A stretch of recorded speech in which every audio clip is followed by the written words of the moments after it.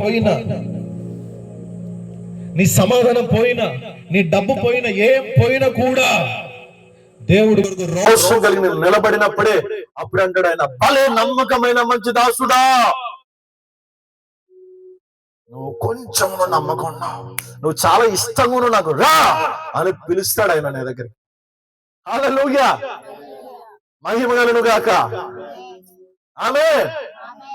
ఇదే కర్నూల్లో ఎండకి తట్టుకోలేక ఈ సీజన్ లో కింద వాటర్ వేసుకొని పైన సాఫ్ వేసుకొని పడుకునే వాడిని నేను. అర్థమవుతుందా? ఇదే కర్నూలు 3 సంవత్సరాల క్రితం ఇదే కర్నూల్లో తినడానికి లేకపోతే మామిడికాయ చట్నీతో 4 రోజులు తిన్నాను. ఎవడైనా 4 రోజులు తింటాడా మామిడికాయ చట్నీతో? కంటిన్యూ. ఇదే కర్నూల్లో పెట్రోల్ లేకుండా బండి దబ్బుకొని పోయిన రోజులు. ఇదే కర్నూల్లో తిండి లేకుండా ఎవరో తిని పడేసిన బిర్యానీ ప్యాకెట్ కుక్కలు తింటుంటే తిన్న స్థితి నాది. అర్థమవుతుందా? ఆ పరిస్థితులను కూడా దేవుడు ఒక్క మాట అనలేదు, ఒక్క మాట అనలా. అందరున్నారండి, నాకేం ఫ్యామిలీ లేదా? ఫ్యామిలీ ఉంది, కానీ అందరున్న ఒక అనాథగా బ్రతికాను, ఒక అనాథగా బ్రతికాను. చూశాడు దేవుడు. ఎగ్జామ్స్ సంవత్సరం అంతా ఉంటాయండి, సంవత్సరంలో ఒక మారు ఉంటాయి. ఎగ్జామ్స్ జీవితాంతం ఉంటాయండి.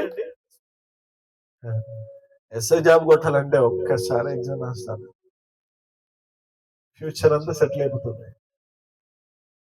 సేమ్ నా జీవితంలో వచ్చిన ప్రతి ఎగ్జామ్ కి నేను రాశాను దేవుడి కృపను బట్టి. కానీ ఈరోజు ఆయన నన్ను దీవించడం, ఆయన ఎలా నన్ను ఆశీర్వదించాడో అది నేను ఊహించలేదు.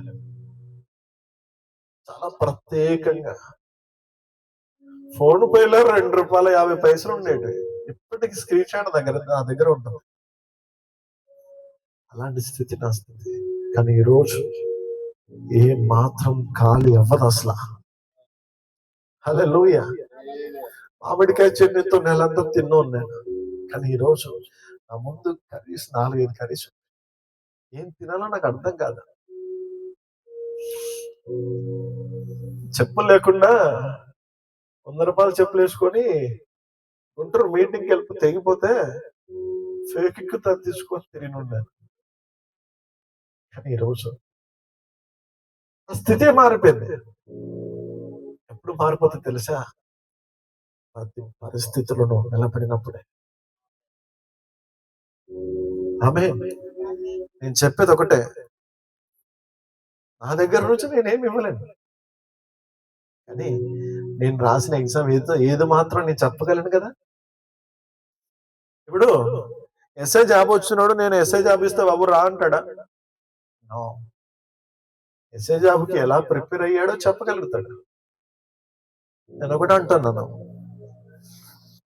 నీ భవిష్యత్తు సెట్ కావాలంటే, నువ్వు మహిమతో నింపబడాలంటే, నువ్వు దేవుని ఎప్పుడు మోసం చేయొద్దు. దేవుని ఎప్పుడు